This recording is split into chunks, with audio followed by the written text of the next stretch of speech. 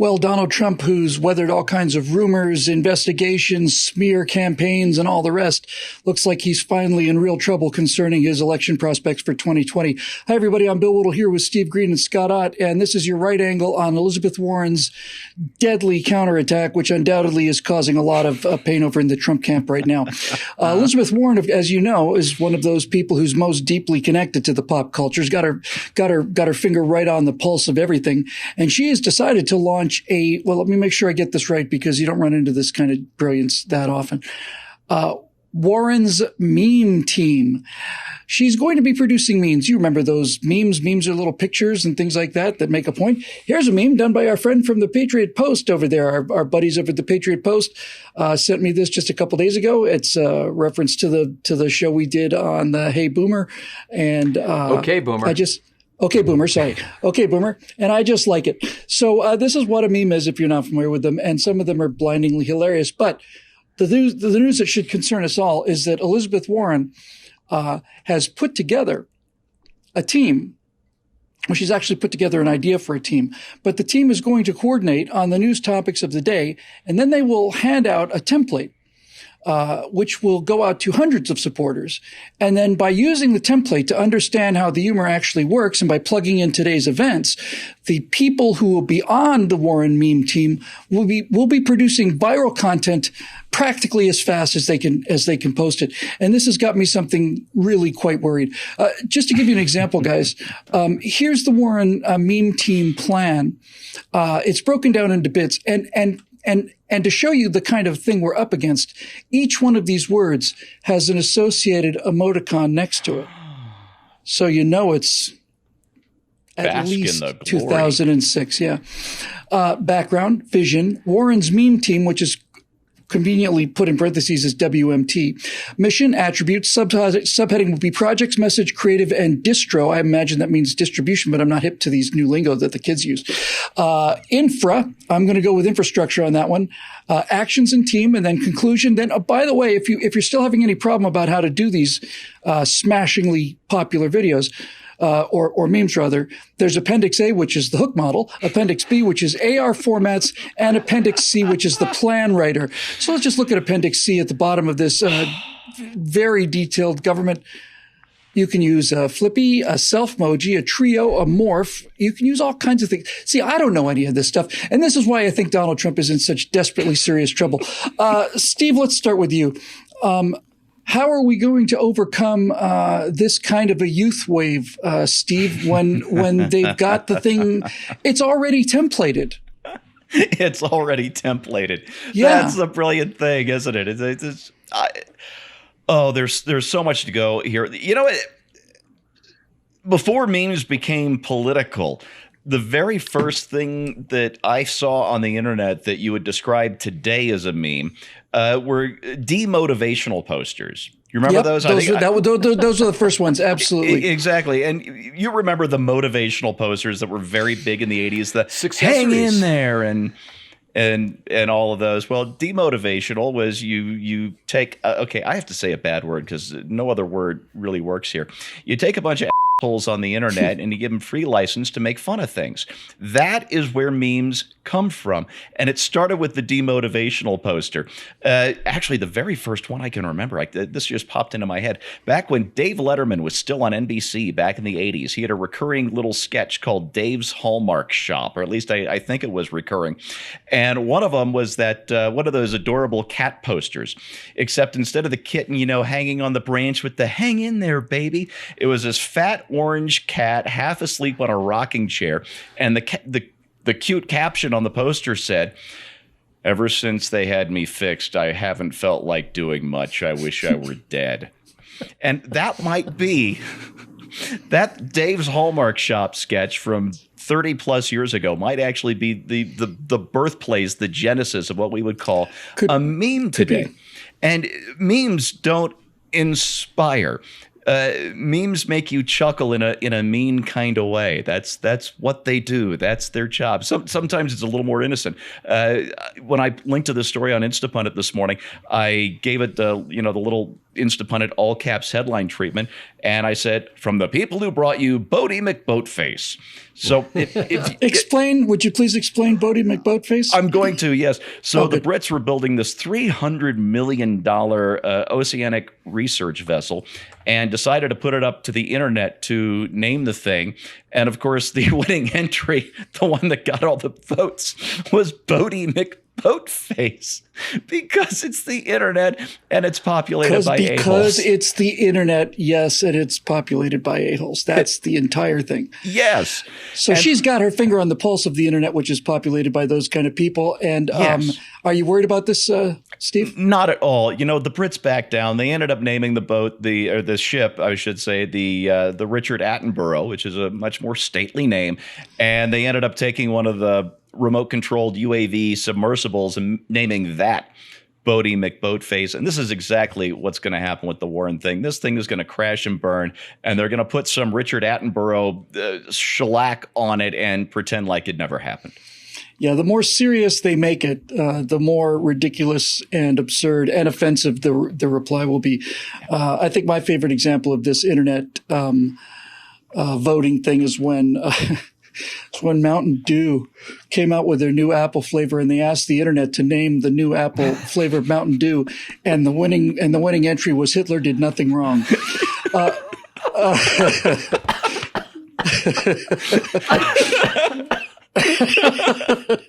It's so wrong. It takes a very mean spirit to come up with that, and that's the but internet. It's perfect. That's what they deserve. You know, hey, we want to get your feedback on the new flavor of Mountain Dew. What do you recommend? Are you going to go with Macintosh Green? No, we're going to go with Hitler did nothing wrong. Granny Juice was another option, and there were several others that were great. So, Scotty, here, let me give you an idea of just how hip to the scene Elizabeth Warren really is, because I've gone to Twitter.com, which people have heard of, and then I've gone to Warren's Warren's meme team. And there's a picture, and the top of the letters are cut off in a very stylish, almost kind of almost like a crazy kind of design kind of a thing.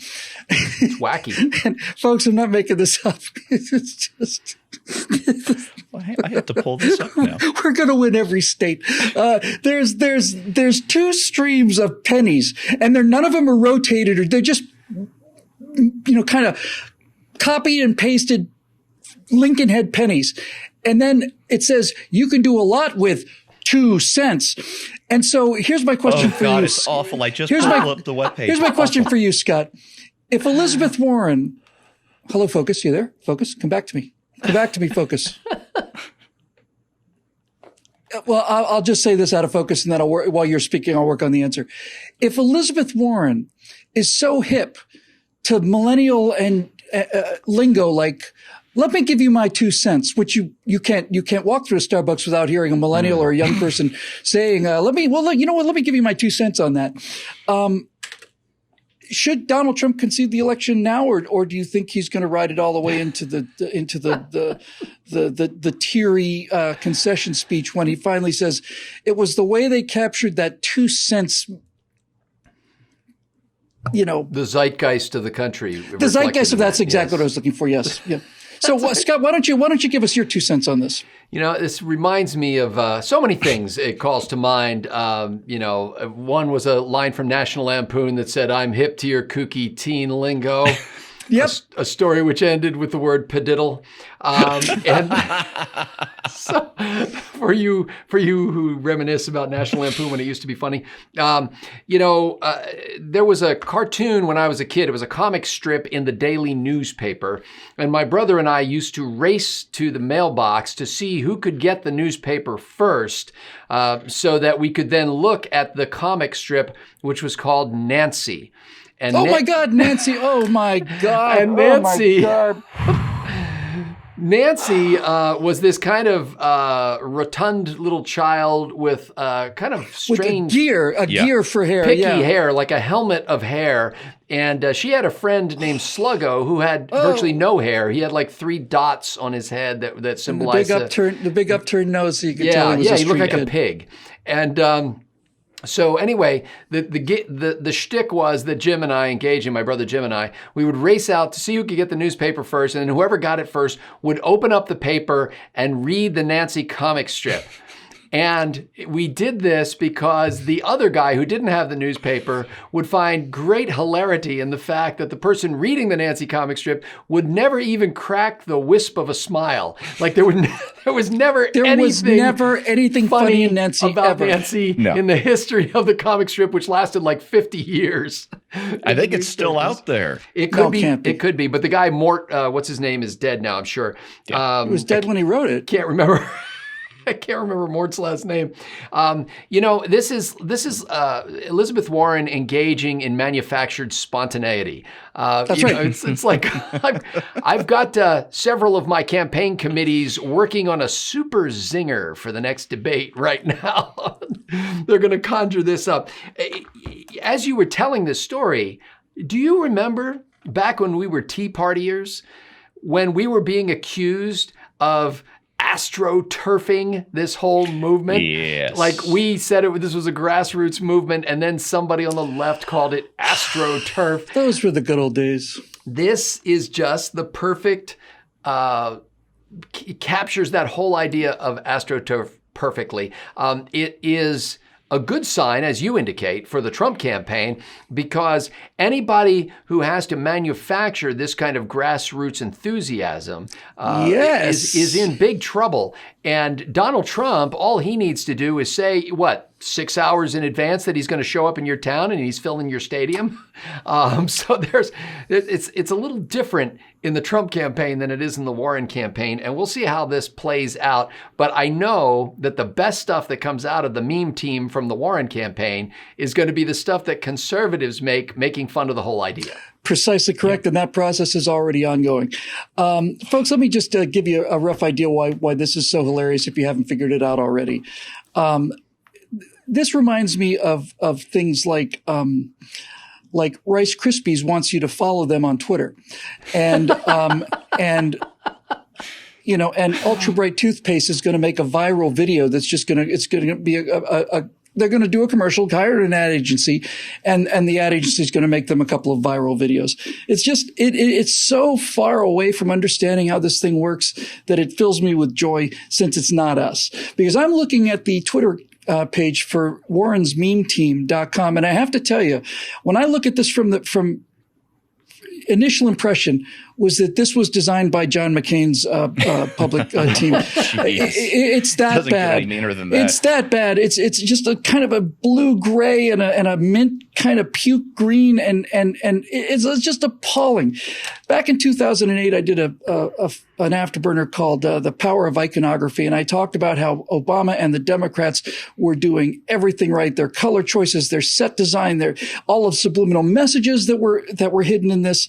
And I thought, my God, they're just so much more connected to the pop culture than we are. And that was 2008. In 2012, 3 days after Romney lost, I said, the next president is going to be a Republican. He's going to come from the pop culture. And 4 years after that, that's exactly what happened.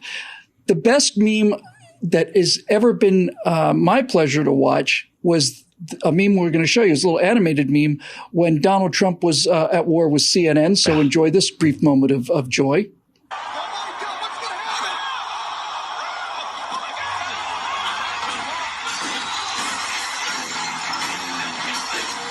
Now, Donald Trump didn't say, I want somebody to make me a meme pointing out how unfair it is with CNN. People just realized that anybody who had actually been in a professional wrestling ring, was going to be able to punch us out. And the thing that's so especially important about this is in the case of that one particular meme, the CNN wrestling meme, this hurt them so badly. It got so deep under their skin that somebody launched an investigation. You remember that? It was some magazine or news. CNN, it was CNN. doxed the guy. CNN found out who made this wrestling meme and basically said, if you promise to never do anything this disrespectful about CNN again, we won't reveal the details about where you live, and so on and so on and so on. So my question is, what are you so afraid of? Warren has memes for that. It's appalling. I just have, every day I wake up now and I say, it's not going to be a landslide if everybody thinks it's going to be a landslide. Everybody's got to vote like we're down 20 points. Yeah. But it's going to be a landslide. That'll do it for this edition of Right Angle, brought to you by our friends over at Patriot Post, who I might mention in all honesty, when they talked about doing a cross promotion with us, I immediately said yes. And I immediately said yes because Patriot Post memes are just fantastic. They're great. And they're great because they come from the ground up and not because they're ordered to make great memes, according to a template, which, I'm sure is going to be an out-of-the-world success. We'll see you next week, assuming there's still a right, assuming the conservatism survives the next week once the meme team gets going. We'll see you next week right here on Right Angle.